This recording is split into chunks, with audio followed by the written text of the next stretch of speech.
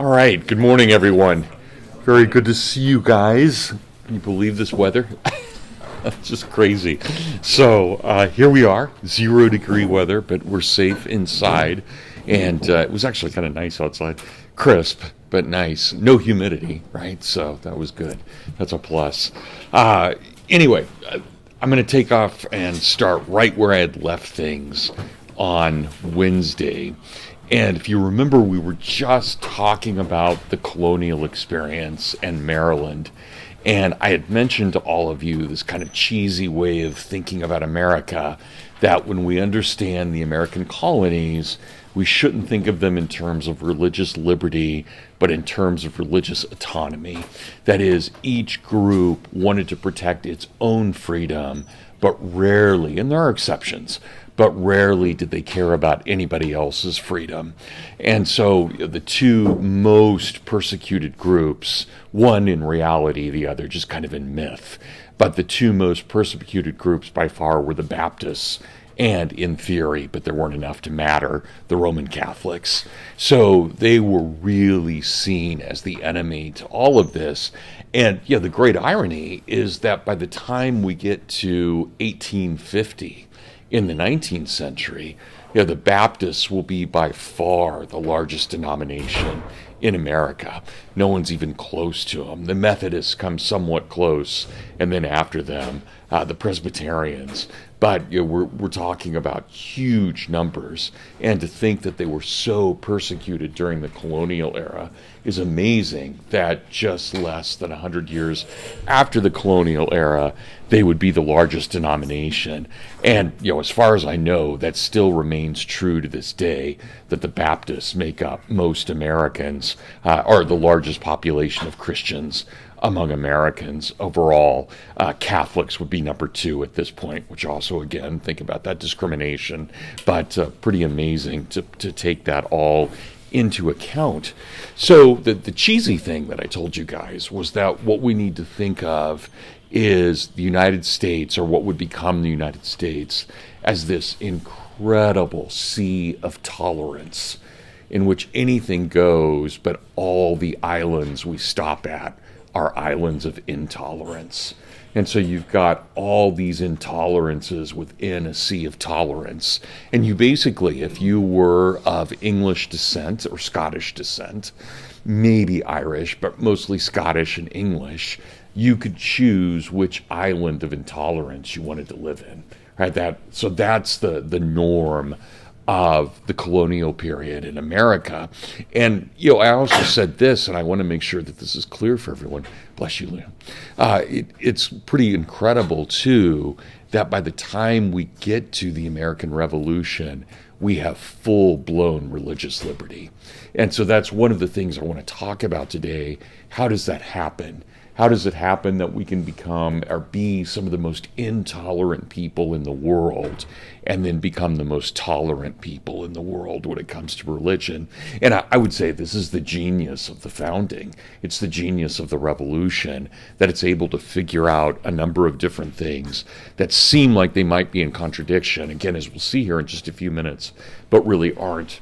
So I read to you the opening orders to Roman Catholics from Lord Baltimore, his instructions to his Catholic families, what he calls the pioneers of Maryland, right? Not Maryland yet, but Maryland.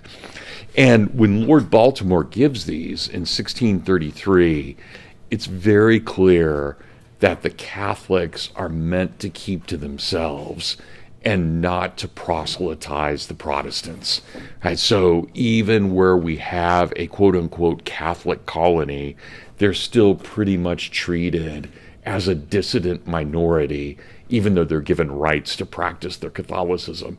So I read this to you guys on Wednesday, but I'm going to read it again just because I think it's so good in trying to understand where a Catholic falls in Maryland. And remember, the Catholics are outnumbered hugely by their Protestant servants. So you've got these wealthy Catholic families, but they're bringing their whole households with them, and their households are made up of Protestant servants. So you really have a vast majority Protestant population population in Maryland than you do a Catholic, and the Catholics are an extreme minority. So imprimis, his lordship requires his said governor and commissioners that in their voyage to Maryland, they be very careful to preserve unity and peace amongst all the passengers on shipboard, and that they suffer no scandal nor offense to be given to any of the Protestants, whereby any just complaint may hereafter be made by them in Virginia or in England, and that for that end they cause all acts of Roman Catholic religion to be done as privately as may be, and that they instruct all the Roman Catholics to be silent upon all occasions of discourse concerning matters of religion, and that the said governor and commissioners treat the Protestants with as much mildness and favor as justice will permit, and this is to be observed on land as well as on sea. So that's the opening order. So basically, Catholics, know your place, and your place is not that great. So keep that in mind as we're thinking about Maryland and what's going on here. So the Catholics aren't even allowed to practice Mass openly. It has to be secretive and below ship decks to be able to do that. So that's part of this as well. So even though they're the elite, they're not really the elite. Okay, here's what happens, and I'm going to throw a couple of dates at you guys, and stop me if this doesn't work, but tell me if it does. Okay, Maryland in the 1630s and the 1640s is a pretty nice place to live if you're white. It's not great if you're black, but it's a pretty nice place to live. In fact, it's not just not great if you're black, it's pretty bad if you're black. But they have this pretty nice place for whites.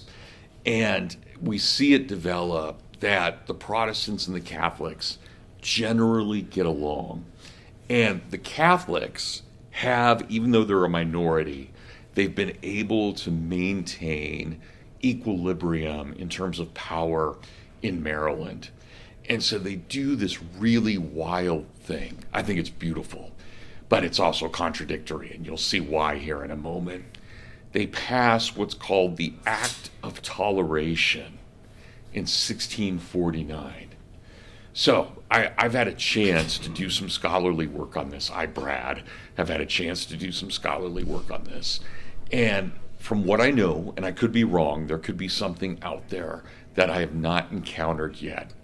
But I have never, thus far in my career, I have never been able to find an act of toleration this tolerant as the one we see in Maryland.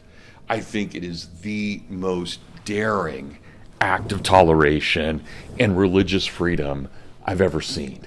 It's amazing. Now, it'll be totally surpassed by the founding, but I mean up to this point in history, up to 1649, I've never seen anything like it before.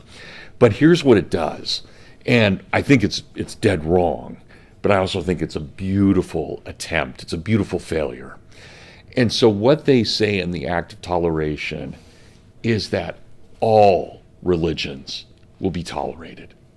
All religions. Right? So there will be no disadvantage for any religion. And we presume that would be true for Judaism and Islam. But of course, we're talking about, there would be no Muslims in Maryland, and there may be a couple of Jews. So we're not really talking it having practical effect at all, or on the ground kind of effect. But this is where this is a beautiful failure. So the beauty of this is that they're really trying to give toleration to all religions. The contradiction or the failure is they believe that the only way they can do this is if they pass all kinds of restrictions on free speech. So you get absolute religious freedom, but no vocal freedom, no freedom of speech. And they're actually, in hindsight, it's somewhat funny. I'm sure it wasn't funny at the time, but you'll see why this is somewhat humorous in the way they present this. So they pass a law that has 4 stipulations to it in this act of tolerance. There are 4 stipulations. I'd like you guys to know all 4. So number 1, you may not in any way whatsoever even hint at making a blasphemous comment about God. So you just can't say anything about God that is in any way derogatory. And you can imagine what the penalty would be if you said something like God, right? That would just be beyond the pale. So you can't say anything at all that's derogatory towards God. You cannot disparage any, and this is where they're clearly Christians making this argument, you may not disparage any part of the Blessed Trinity, right, at all. So not the Holy Spirit, not God the Son, not God the Father, right, at all. So that's completely off limits. Number two, now you can tell they're Catholic, not just Christian, but Catholic. Number two, you can never say anything derogatory about the Blessed Virgin Mary or about any of the apostles. So it's off limits to criticize Mary or the apostles. Okay, and this is the funny part. At least I think it's funny. You guys may not, but maybe it's 58-year-old humor here. And this is the third provision. And I'm just going to read it to you. I'm going to read the third provision exactly as they state it. And then I want to just talk about it with the class for a moment. And be it further enacted by the same authority, advice, and consent, that whatsoever person or person shall henceforth, upon any occasion of offense or otherwise in a reproachful manner or way, declare, call, or denominate any person or persons whatsoever inhabiting, residing, trafficking, trading, commercing within the province or within any of the ports, harbors, creeks, and havens to the same. Okay, you guys catch that? So you don't have to be a citizen of Maryland. Every single person on Maryland soil is subject to this law, right? Every single person. So visitors as well. So anybody who's trading, trafficking, commercing, and so forth. And so what can't you say? You can't use these words in discourse. You cannot say the word heretic, schismatic, idolater, Puritan, Presbyterian, independent, popish priest, Jesuit popish priest, Lutheran, Calvinist, Anabaptist, Brownist, Antinomian, Barrowist, Roundhead, Separatist, or any other name or term to be reproachful relating to a matter of religion. Okay, I didn't expect you guys to write all that down, right? But what's going on here? Why this? Is there anyone in the classroom who's Lutheran? If I said you're a Lutheran, you're going to be offended? I'm assuming not. Okay, so what's going on here? What's the law supposed to indicate? And what's it tell us? Be historians for a moment. Put yourself into the cultural context of 1649 in Maryland. They're trying so hard to have religious toleration. So why these words? Anybody want to take a guess? Yeah, tell me your name. I'm Luke. Luke, thanks. Basically, make sure don't say anything about any of it, because if any conversation happens, there will probably end up being sexual violence. Okay, that's good, right? So don't even start these conversations, right? Okay, what else? But if I called you, if I said, oh, you're just a Lutheran, what's the insult in that? Or could there be? We wouldn't use it that way, but how would they use it? I guess they kind of can turn any of those into almost like slurs, only just because in the way they say, they're probably just like insinuating that there's a false doctrine. Yeah, absolutely, Luke. It's well put. So the idea is, if I call you a Lutheran, well, you're not really a Christian. You follow this guy Luther. You don't follow Christ, right? So that's part of where they're, and the same thing is true if you guys have ever, and we may have some in this room, so I don't mean to offend anyone, but, Mormons hate being called Mormon. They want to be called Church of Latter-day Saints, Mormon slang. As far as I know, they're about the only group who gets offended by that. But generally, most of us don't care. Yeah, sure, I'm a Presbyterian, big deal, right? So that's the kind of thing. But it was a huge deal in the 17th century because it was seen as taking someone and narrowing their faith in some way. Yeah, what's your name? Lily. Lily, thank you. So, by religious tolerance, this law just really means you're not tolerating religion because you're taking away the lines that are drawn between different denominations. Because that would be But you could still celebrate it that way.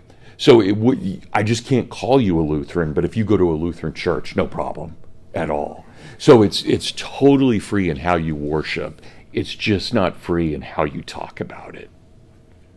Does that make sense, Lily? Yeah, it just seems a little inconsistent. Yeah, well, it is. And think about from our perspective in 2026, we don't see a contradiction between free speech and free religion. But they did. And that's why I would call this a beautiful failure. They're really trying to do the right thing, but they go about it in the wrong way. And that's something the founding will solve. So in the colonies, they haven't solved it yet, but in the founding, they will. So it is, again, total freedom of religion, absolute freedom of religion, but not freedom of speech. Yeah. Does that make sense for everyone? Okay, I want that to be clear. So good. Thank you guys, both of you, for that. That was great. Okay, so here's what happens. Looks like Maryland's doing well, right? Not on that whole freedom of speech issue. They're pretty bad about that. But they're really good on freedom of religion. Well, this is what happens. So, you guys may know this famous date in English history, 1688. It's called the Glorious Revolution. And the reason it's called the Glorious Revolution in England is because there is a guy on the throne, and he's only been on the English throne for 3 years. Yeah, Mary? Wait, sorry, what was that fourth? Oh, I'm sorry. The fourth one, yeah, I should have said that. The fourth one is that you may not cuss on Sundays. You can cuss on other days, but you can't cuss on Sundays. So, okay, that's the other restriction on speech. Yeah, thanks for that, Mary. Okay, good. So, we have this moment, 1688, and what happens is there's this guy on the throne by the name of James II, and he has only been king for 3 years. He follows Charles II. Charles had been on the throne from 1660 until 1685, so 25 years of rulership. And if you guys remember your English history, that comes after the English Civil War and the Republic under Cromwell. So the 1640s is the Civil War, the 1650s is Cromwell, and then 1660 to 1685 is Charles II, called the Restoration. And then after Charles II, you've got 3 years of James II. Well, here's the problem with James. James is married to a Roman Catholic, not an Anglican, but a Roman Catholic, an actual practicing Roman Catholic. And she becomes pregnant, and she gives birth to a son. And again, you guys may all know this, but only Catholicism does this in Christianity. It comes from Judaism. But if in Judaism your mother is Jewish, you are automatically Jewish. It does not matter what your father is. It only matters what your mother is. The same thing is true in Christianity only for Catholicism. In the Catholic Church, if your mother is Catholic, you are Catholic. And so what that means is that James II's son will be raised a Roman Catholic, and he'll be next in line for the English crown. And that is utterly illegal, because it's illegal to be Roman Catholic in England, and it would certainly be illegal to have a Roman Catholic king. And so what happens, it's really an amazing story. Parliament just votes the king off of his throne. They have a vote, and they say, James, you're no longer our king. Yeah, that would be like us. Well, kind of what we were about to do with Nixon, basically saying you're no longer our president, and Congress doing that, right? What we would call impeachment and trial. But it's never actually gone that far in America. We've had a lot of impeachments, but no trials. So that's what we would have here. And that's what Parliament is doing to the king. And James II, he's a young man still, he flees. And a few of his guards are killed, but nobody else. And James makes it out with his life.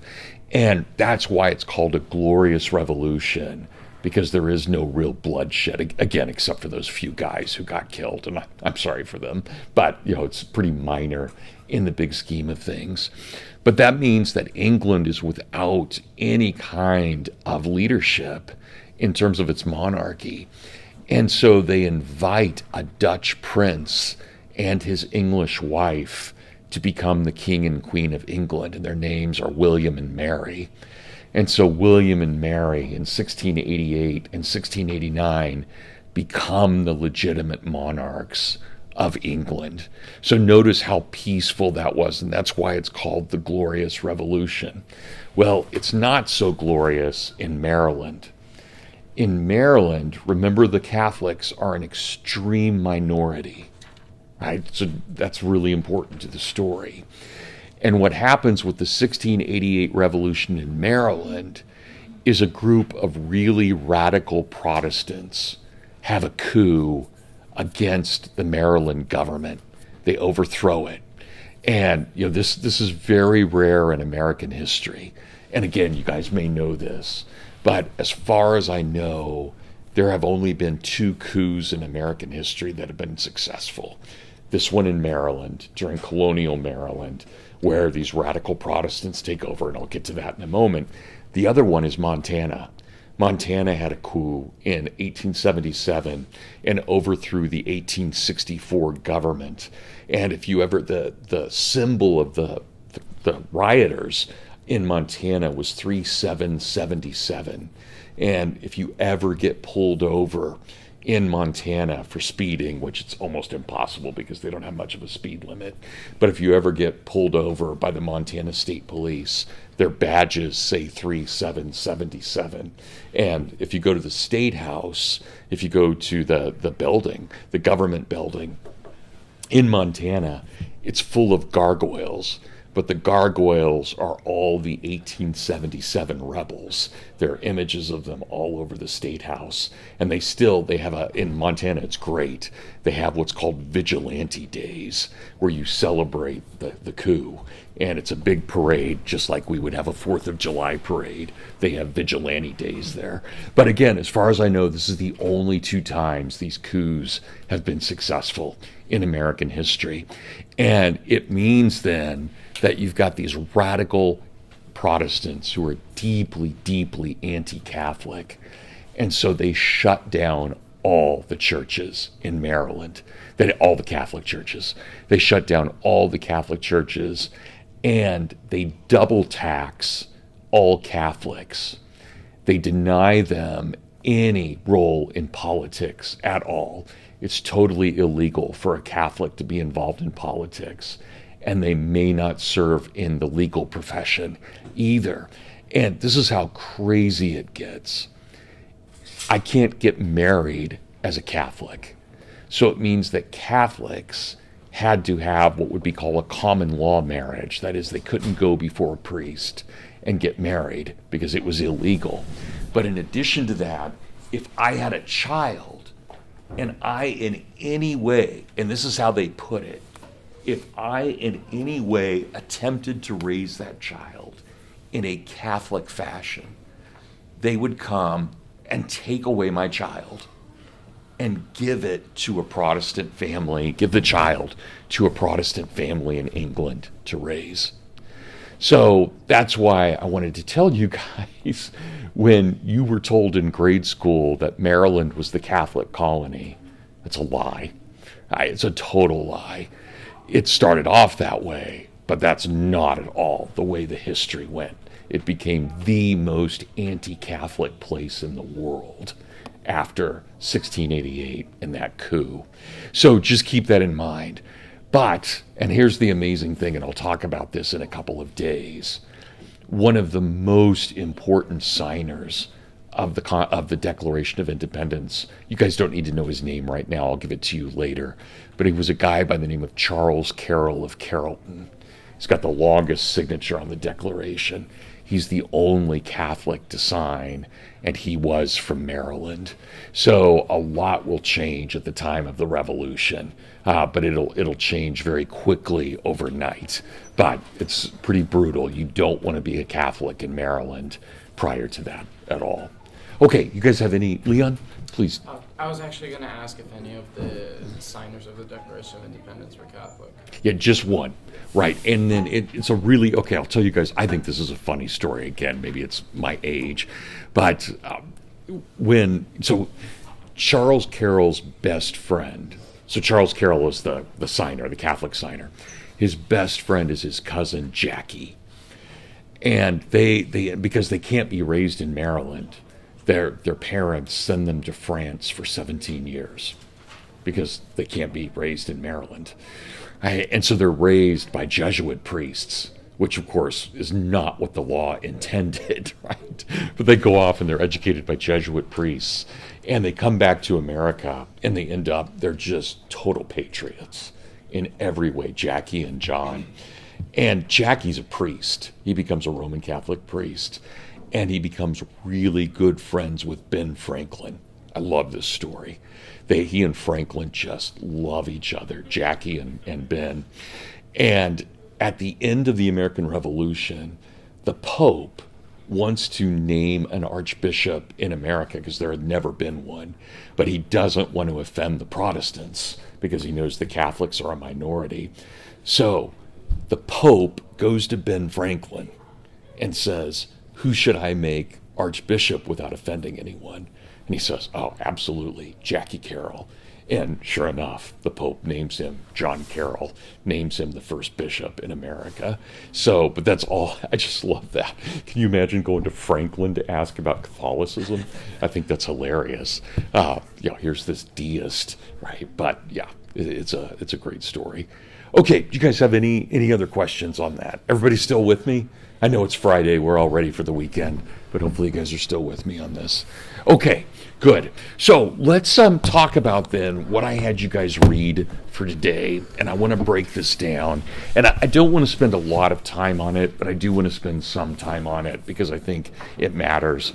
And that is this question that we have of what we call awakenings and enlightenments. And that's that section we have, which would be the late colonial period. So we've done a lot. We've looked at Virginia, we've looked at Maryland, we've looked at Pennsylvania, we've looked at New England. So we've done a lot with the colonies. But now I want to look at the colonies as a whole. And two things happen then in the American colonies that matter. And I'll just go through, like I said, these relatively quickly. One, and it's the minor moment. So if you have to choose between enlightenments and awakenings, you want to choose awakenings. That will be far more influential on America than enlightenments were. But there's this movement in the 18th century called the Enlightenment. And the Enlightenment is this desire to take rationality and to make it supreme over everything else. So to make the mind, to make logic, to make scholarship kind of supreme over everything. And we see that there are actually 4 different enlightenments. And I want you guys to know these. These could easily show up on the midterm. But there are 4 different enlightenments that matter. And I'll put them in order of least conservative to most conservative. So most radical to least radical. So by far, the French Enlightenment is the most radical, without question. And then we have the English Enlightenment, and then the Scottish Enlightenment, and then the American Enlightenment. So there are four distinct enlightenments in Western civilization. And we can take it farther. There's a German Enlightenment and an Austrian Enlightenment. It's pretty much a movement throughout all European countries. And it's least effective by far in America. It just doesn't have that much of a pull, but you'll see why it still matters. Okay, French Enlightenment. The main character of the French Enlightenment is a very radical, and he's a jerk too, but a very radical philosopher by the name of Jean-Jacques Rousseau. And Rousseau, and I'm going to talk more about this later when we get to the French Revolution, Rousseau is what we would call a radical Democrat. He believes, even long before Karl Marx, and Marx will be very influenced by him, he believes in a radical egalitarianism. So radical that it would extinguish our personalities and our individualism. So his democracy is basically a mass conformity in which we lose our individuality and our personality. So again, radical democracy, radical egalitarianism, that's Rousseau, and that will be the French Enlightenment. So just keep it there for now, unless you guys have questions. So that's that. Then we get to the English Enlightenment. Not as radical, still more radical than I'm comfortable with, but not as radical as the French Enlightenment. It is led by a guy named Jeremy Bentham. And its philosophy is this. It's called utilitarianism. And what Bentham argues is that if a thing works, it is good. Now think about how different that is from Socrates, right? Socrates told us that the only thing that matters is that we do good. And it doesn't matter if it works or not. If it's good no matter the circumstances. But Bentham says, well, no. There are things that we would call the greater good.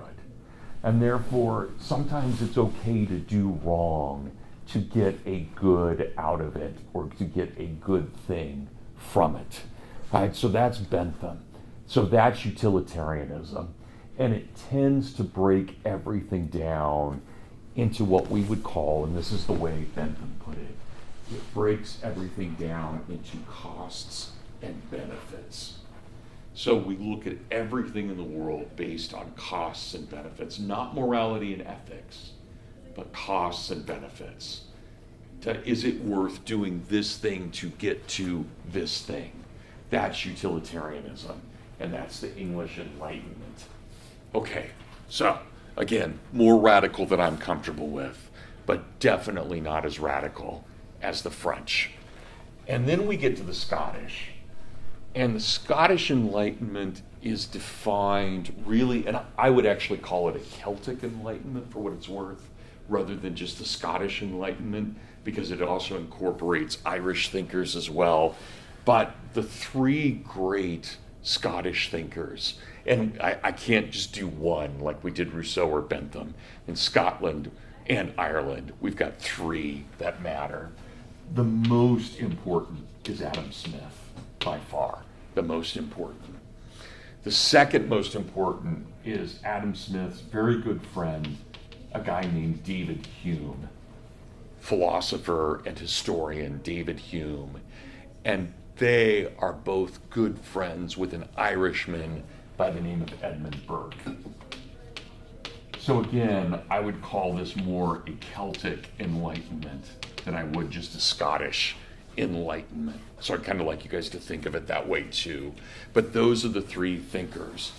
And what those three thinkers have done, especially Smith and Burke, more than Hume, but Smith and Burke, is they have taken the classics, and in particular, they have taken the Stoics, and they've tried to apply Stoic thought. If you guys remember all the way back to your Western Heritage class, right, the idea of the Stoics, that there's a logos and that all humans belong to the logos and that we're reflections of God.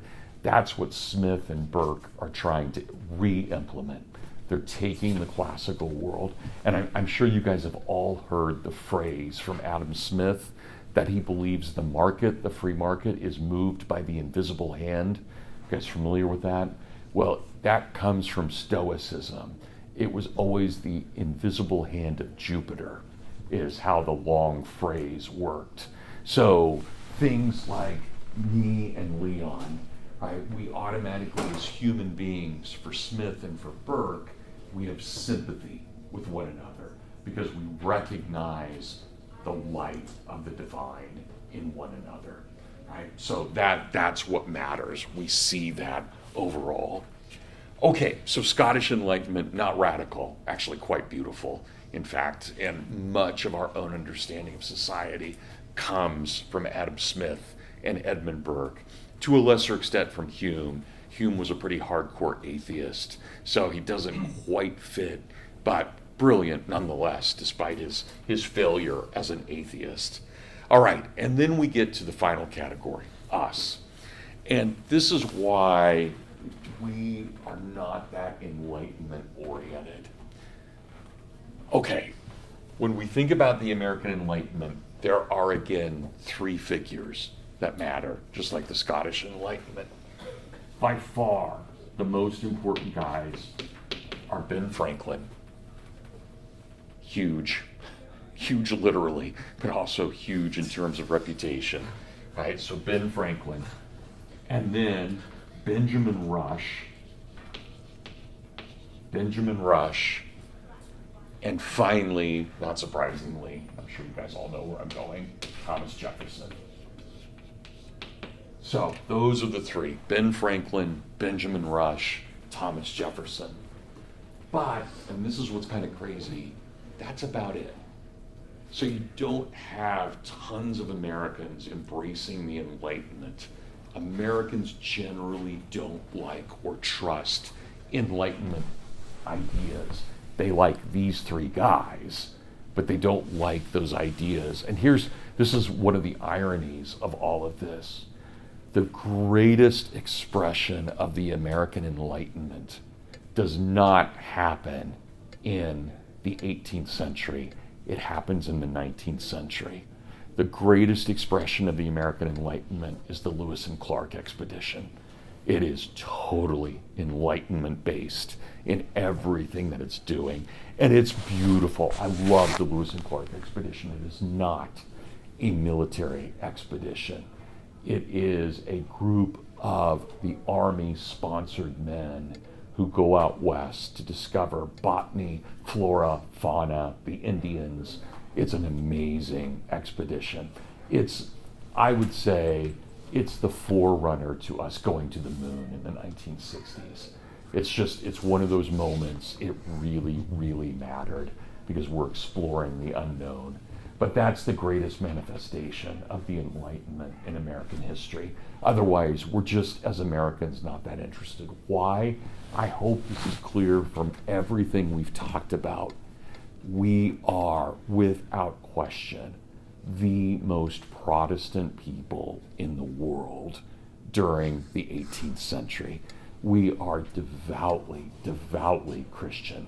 There is no such thing as an America without Christianity. They are so permeated one through another. And that means, and I mean that quite specifically, but you think about, for those of us who are Jewish, or those of us who are Catholic in the room, we're not a part of this time period. We're just not. There won't be significant numbers of Catholics in America until the 1830s, long after the founding. And there won't be a significant number of Jews in America until the 1880s. And then we have massive Jewish immigration coming into the U.S., where there are far, far more Jews in New York City, which most Jews thought would become the new Zion And it's not till later that it becomes Jerusalem. Most people think it'll be New York, but even to this day, there are far more Jews in New York than there are in Israel. So that's keep that in mind. So I'm not suggesting that America and Catholicism and Judaism are not compatible, only that they don't come till much later. So we are fundamentally a Protestant people, and that's that's the definition. And so, in America, you'll get people who read David Hume, but they always remember he's an atheist and they don't totally trust him because of that. Right? So Smith is a good Presbyterian, Burke is a good Anglican, but they're not going to. And you can imagine someone reading Bentham in America, this guy who believes everything is costs and benefits. Well, that's not going to fit with Protestant morality in any way, shape, or form. Or Rousseau, who wants to erase our individuality. Right? That's just the opposite of Protestantism in every way. So just keep that in mind, that when we think about who we are as an American people, again, whatever we are, right, whatever we are, they were fundamentally die-hard Protestants. But here's where we get then. Do you guys have any questions on the Enlightenment? Or what that means?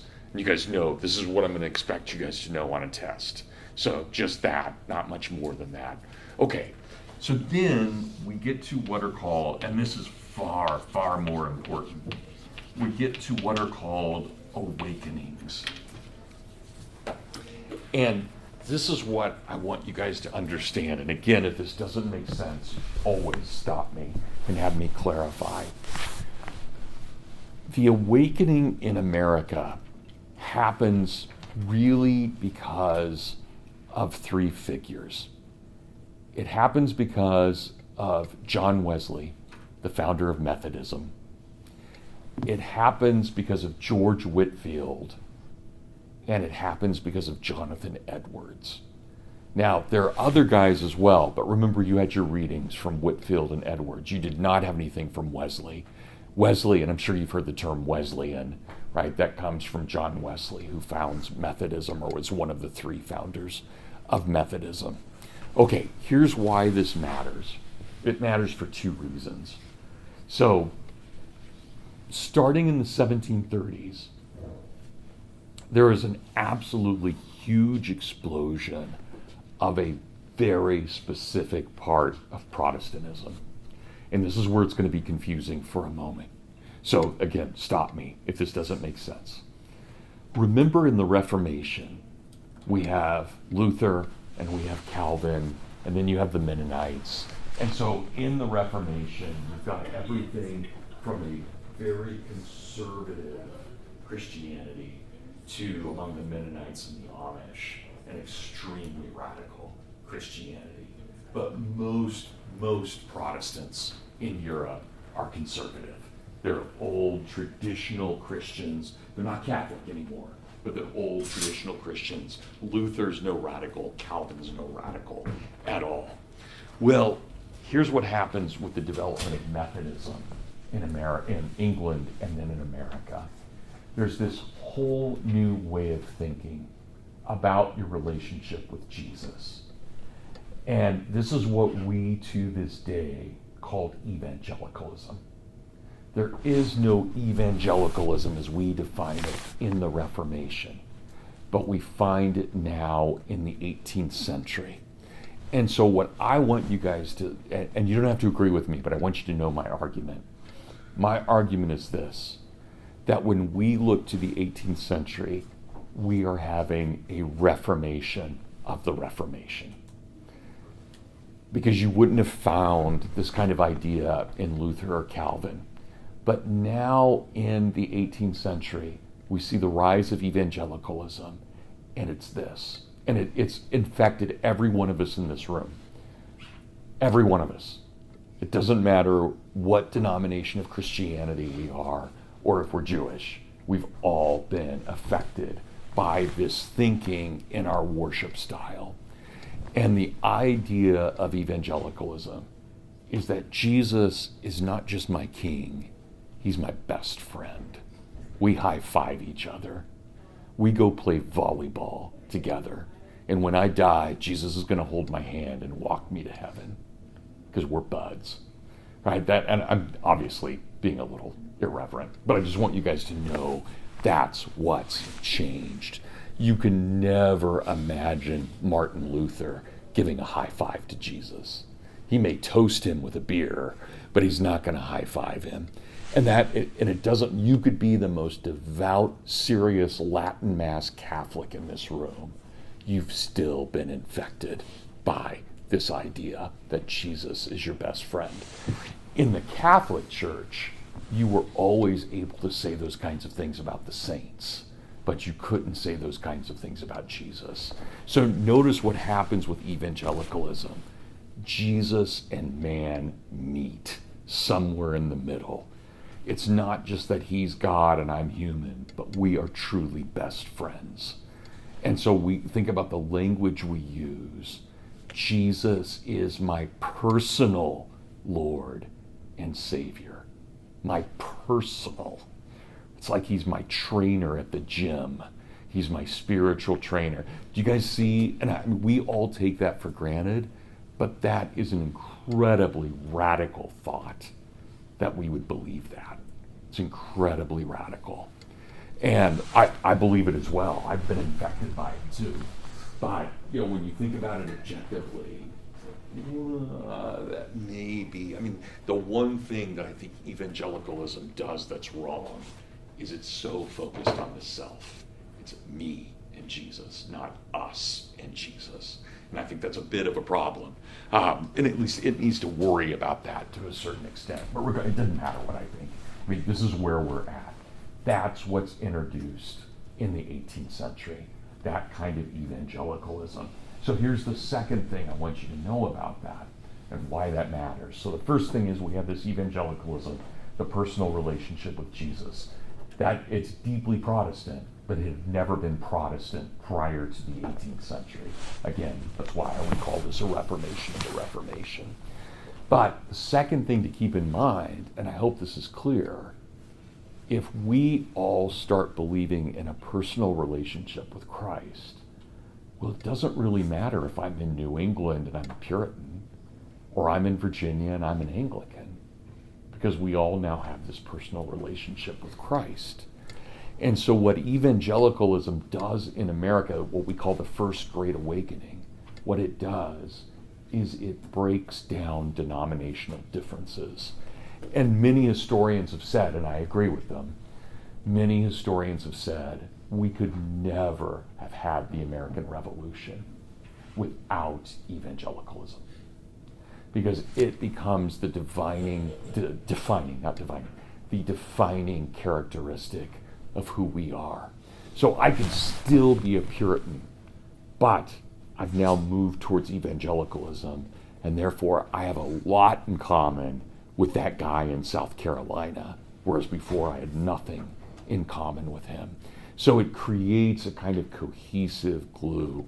All right, let me add one third thing to this, just to make the argument here.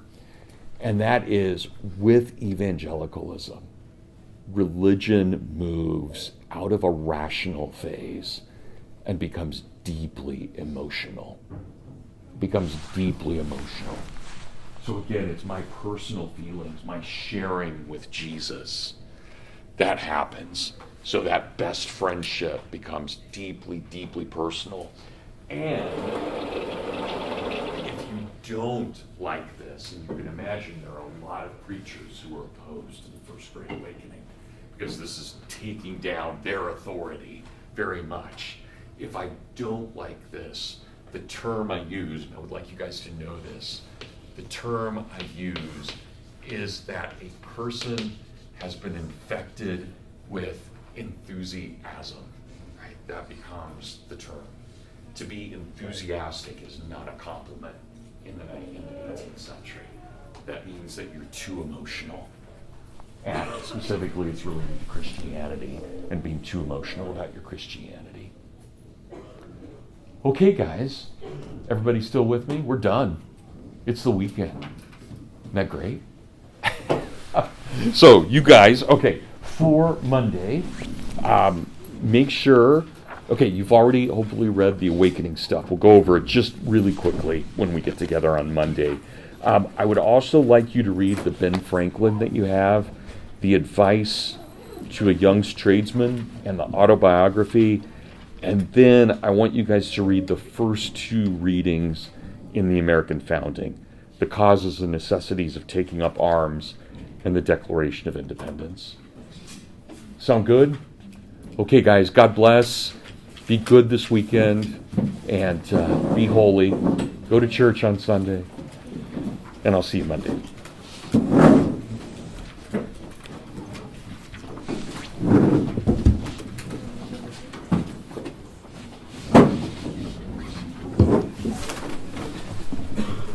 I had a question for you. Okay, so in this like narration Yes. by Jonathan Edwards, Yes. It mentioned like the little girl like wanting to hear Yeah. like Pastor Edwards like preaching. Yeah. Is the guy writing this the same? Edwards is writing in the third person. Okay. Yeah. Okay. That makes so that's why he knows these stories. Oh, okay. Okay, that makes sense. Right. Great. Thank you. You're welcome. Thank you. Hey, stop being so enthusiastic.